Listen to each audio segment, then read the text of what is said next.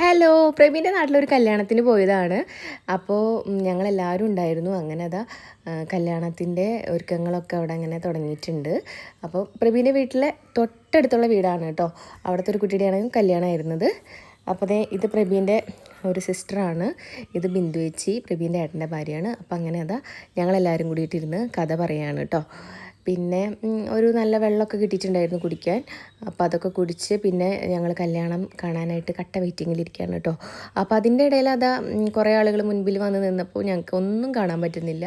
അങ്ങനെ അതാ കല്യാണപ്പെണ്ണിനൊക്കെ ഇറക്കി. പിന്നെ ഞങ്ങളൊരു സൈഡിൽ പൊത്തിപ്പിടിച്ചൊക്കെ കയറി അവിടെ ഇങ്ങനെ നിന്നിട്ടൊക്കെയാണ് കേട്ടോ കല്യാണം കണ്ടത്. ഒരു അഡ്ജസ്റ്റ്മെൻറ്റിലൊക്കെയാണ് ഞങ്ങൾ ഓരോരുത്തരുടെ പുറത്തൊക്കെ താങ്ങി ഇങ്ങനെ നിന്നത്. ഞാനാണെങ്കിൽ ബിന്ദേച്ചിയുടെ പുറത്ത് ഇങ്ങനെ താങ്ങി പിടിച്ചാൽ നിൽക്കുന്നത് കേട്ടോ. ബിന്ദേച്ചിക്ക് അവിടെ നിൽക്കാൻ പറ്റുന്നുണ്ടായിരുന്നില്ല. പിന്നെ അങ്ങനെയൊക്കെ ഞങ്ങളത് കല്യാണമൊക്കെ കണ്ടു. കല്യാണമൊക്കെ നല്ല ഭംഗിയായിട്ട് തന്നെ കഴിഞ്ഞു കേട്ടോ.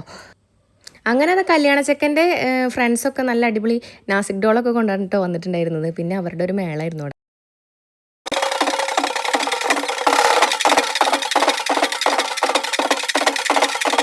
ഞാനുമോൾക്കാണെങ്കിൽ അവനേനെയും അതുപോലെ തന്നെ ആലിയനെയും കിട്ടിയതിൻ്റെ സന്തോഷത്തിലാണ് കേട്ടോ ഞാനുകുട്ടി ഇരിക്കുന്നത്.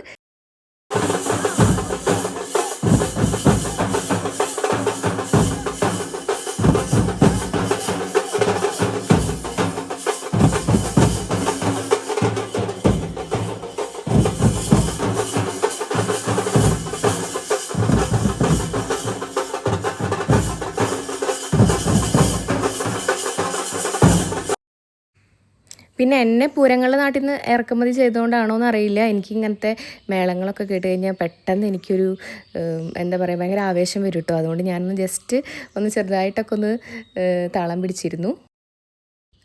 പിന്നെ അതാ സദ്യ കഴിക്കുകയാണ് കേട്ടോ. അപ്പം നല്ല ഒരുപാട് കറികളൊക്കെ ഉണ്ടായിരുന്നു. അങ്ങനെ അതാ സദ്യയൊക്കെ കഴിച്ചു. നല്ല സദ്യയായിരുന്നു. പിന്നെ അതുപോലെ പായസമൊക്കെ ഞാനിങ്ങനെ സാധാരണ കഴിക്കുന്ന പോലെ തന്നെ ഈ ഇലയൊക്കെ ഉണ്ടെങ്കിൽ ഞാൻ ശരിക്കും ഇലയിൽ വെച്ച് എനിക്ക് പായസം കഴിച്ചിട്ടുണ്ടെങ്കിൽ സമാധാനം ഉണ്ടാവില്ല. അതുകൊണ്ട് ഞാൻ അങ്ങനെയാണ് കഴിച്ചത്. പിന്നെ അതാ നമ്മുടെ കല്യാണപ്പെണ്ണിനെ ഇറക്കിക്കൊണ്ടു വന്ന ഒരു ടൈമായിരുന്നു കേട്ടോ ചെക്കൻ്റെ വീട്ടിലേക്ക്. അപ്പം പിന്നെ എല്ലാവരും ഭയങ്കര ആഘോഷമായിട്ട് തന്നെ കല്യാണപ്പെണ്ണിനെ ഇറക്കി വിടുന്നുണ്ട് കേട്ടോ. അപ്പോൾ അതാണ് നിങ്ങളിപ്പോൾ ഈ കണ്ടുകൊണ്ടിരിക്കുന്നത്. ഇവർ മൂന്നാളാണെങ്കിൽ അവരുടെ രീതിയിലും അവരാഘോഷിക്കുന്നുണ്ട് കേട്ടോ. അങ്ങനെ അതാ നമ്മുടെ കല്യാണമൊക്കെ നല്ല അടിപൊളിയായിട്ട് തന്നെ അടിച്ച് പൊളിച്ച് തന്നെ അവസാനിച്ചു എന്ന് പറയാം കേട്ടോ. അപ്പോൾ അത്രയേ ഉള്ളൂ. വീഡിയോ ഇഷ്ടപ്പെട്ടാലും നിങ്ങളെല്ലാവരും ഒന്ന് സബ്സ്ക്രൈബ് ചെയ്ത് സപ്പോർട്ട് ചെയ്യണേ. മറ്റൊരു വീഡിയോ ആയിട്ട് നമുക്ക് വീണ്ടും കാണാം. ബായ്.